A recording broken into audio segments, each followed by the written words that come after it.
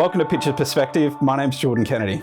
Before we kick off, this is general advice. Should you wish to speak to somebody about personal advice, please reach out to one of your advisors. I'd like to introduce our crew for today. Cameron Kirko, our Chief Investment Officer. Thank you. And Andrew Wilson, one of our Senior Advisors. Guys, let's get cracking. Cameron, what are your key takeaways from the economic outlook for 2025? Look, for Australia, I'd say we're looking at a cautiously optimistic outlook. Things are still picking up on terms of the government spending front. We've got rate cuts on the way from the RBA, further rate cuts, I should say. And those should underpin the consumer for this year. There are lurking risks, though. We'll have the upcoming federal election, and there could be political changes on that front. And of course, we can't understate just the risk on the tariff front as well. Andrew, any insights? Well, I think Cameron's kind of given a good overview there. We've got moderate growth expected. We've got inflation coming down, a pretty full employment market in Australia. That seems like a good environment to be investing in. So Cameron, what are the key factors driving inflation and what's the RBA doing about it? Okay, so on inflation, it's really been a continuation of what we've seen over the last year, where things like utility bills, insurance, and more recently health insurance have all been quite elevated due to rising inflation from the pandemic period. What the RBA's done is keep rates at an elevated level for quite a while now, and they just, to start off 2025, introduced their first rate cut. Inflation has eased moderately, but one concern will be just the strength of the labour market and whether wage inflation really puts a damper on the RBA's expectations. And how long does it take to sort of hit the system? So we've actually been, I suppose, a bit lucky this time around, where the banks have been very proactive in passing it on quite quickly across all the majors and the non-banks. So for the average household from March onwards, it should be hitting their minimum repayments. In terms of how much they actually flow through the broader economy, that's really hard to say, because we already had a one-off stimulus last year from the stage 3 tax cuts, and the majority of that was actually saved. So it's an open jury whether the same will happen again. Politics versus RBA, we've got other taxes on the horizon. Are they fighting against each other, or are they working together to try and wrangle this inflation issue?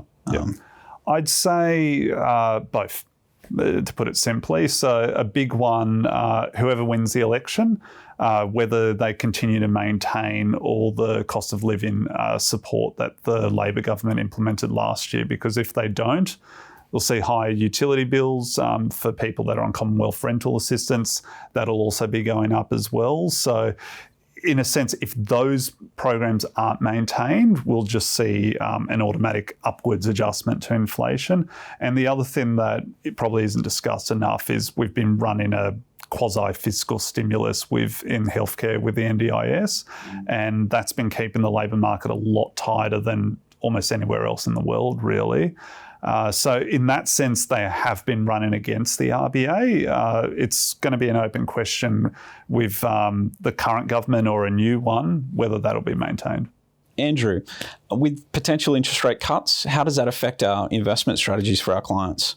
Good question. If we think through some of the different assets in our portfolios, some of the traditional fixed income assets like longer duration government bonds and investment grade corporate bonds, as we start to get lower interest rates and that goes through the yield curve, there's potential for price appreciation in those assets. For some of the floating rate investments like your subordinated notes or private credit that tend to have floating rates within them, as interest rates start to come down, while you might see the margin preserved, the total return to the investor is going to start to fall down as well.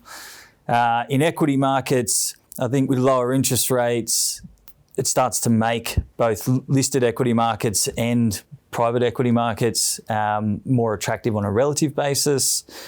your lower interest rates will flow through into discount rates, which pushes up the value of equity markets. And of course, the obvious, if interest rates are lower, borrowing costs are lower for companies, they're more likely to borrow to invest, and they've got confidence that with lower interest rates, consumers will be spending more. There's no conversation currently without Mr. Trump. What's the effect on global politics, the Aussie market having on the future outlook? In terms of Trump 2.0, I'd say, look, it's still early days, but the results have been wide and varied. So I suppose for Australia in particular, if we just start at home, a lot of it isn't really a big direct impact. The simple reality is we actually have a trade deficit with the US. We're the good guys with the US, aren't we? For the most part, yeah. We're allies with AUKUS, when people can remember what that is. But the big thing with Australia is more the indirect effect. And so what I mean by that is with the tariff announcements, we get impacted in two ways. Firstly, our currency. So because our currency floats, if something bad happens to China, people bet for or against us, against in this case. So typically that's why we've seen the AUD really struggle over the last, basically since the election. And the second impact is to the extent the tariffs impact China directly and hurt their demand, what will that mean down the track for our raw commodity exports, mainly coal and iron ore? Cam, the burning question on everybody's minds, will we have plastic straws back in Australia? Trump's gone there, will we? I think it depends on the election, right? While the coalition seems to have a very good chance at the moment, I don't think we're going to see anywhere near the same extremes in Australia. We're not as polarised as politics are in the US. We might see some bits and pieces. We've seen announcements about like rolling out a full return to the office for federal government workers as an example of one policy, but it won't be as extreme. We've got a very different institutional makeup here. Andrew, what are the risks on the Australian economic market and shares that we need to consider? The number one risk that stands out is valuation, particularly in some specific sectors, such as the banking sector. Yeah, huge in the banks, right? CBA multiples are huge. Yep, record high prices.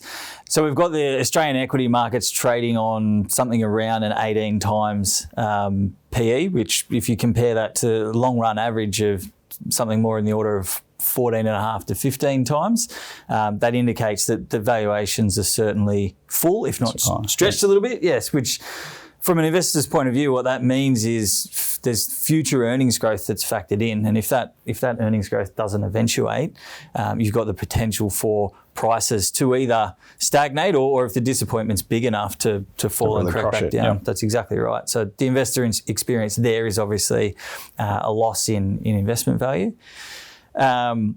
Macquarie has a sentiment, a FOMO index that I look at from time to time. FOMO? Fear of missing out index. Yeah.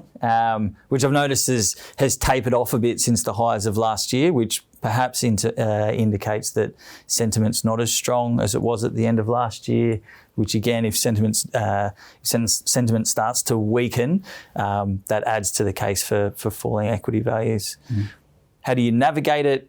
I think like our philosophy has been consistent for more than a decade, which is always stick to the good quality companies. And diversify. Absolutely. Yeah. Cameron, can you change our lens to Eurozone and China?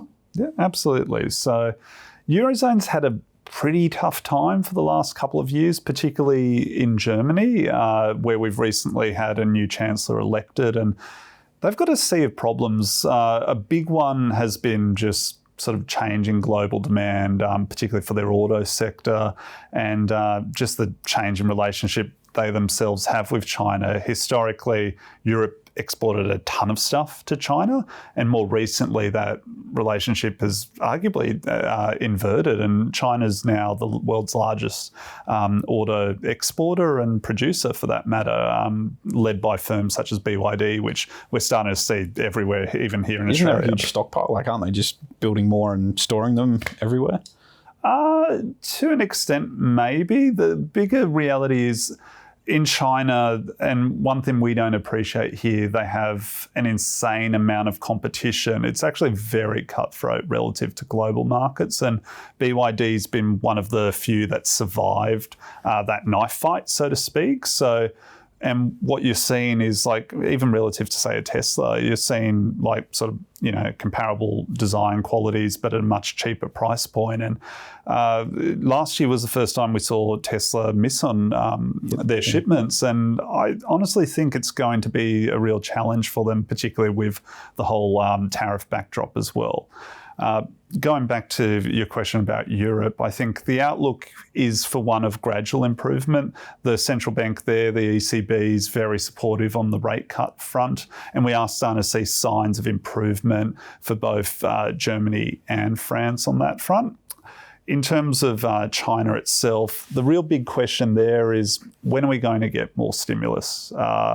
There's been a lot of talk. There's been some policies implemented last year, but the real concern now is, okay, US has implemented up to 20% in additional tariffs, and that's quite a big shock to the system, even though they've found ways to somewhat circumvent things. What are Chinese authorities actually going to bring to the table to help their economy? Because lest we forget, one of the reasons China's exporting so much is because at home, they're really struggling to generate enough demand for the amount of goods that they actually produce. So that's really going to be the lurking question for 2025 within China. And we might start to see some initial steps, such as a bigger government deficit, further extension of handouts to households. And that's one area we're focusing closely on. Thanks, guys. This has been really interesting. Lots of facts, obviously lots going on around the world. What's your top pick of the one thing that everybody should watch in the next quarter ahead? I think for me, President Trump and his policies, both on the tariff front and closer to home. I think tariffs, how those are reshaping the global economic landscape. And at home, really, we've got some massive judicial challenges, and we've got some really serious proposals on foot for sizable fiscal cuts as well. And both of those could have dramatic implications for both the US economy and globally. Cool. Andrew? I think portfolio positioning. So having a look at what are some of the winners that you've got in your portfolio. We've had good outcomes in equity markets over the last 12 months. So looking at some of the underlying companies that you've got in there. Look, we're a believer in letting your winners run to an extent, but having a look at some of those winners and looking out into the future and thinking about what's going to be required for these types of gains to continue. And if you can't find a good answer to that, then perhaps look at taking some money off the table and redeploying into maybe fixed income markets while interest rates are still at the current levels. Excellent. Thanks, guys. That's a wrap for today. Please remember, like, follow, and share with all your friends. Have a great day.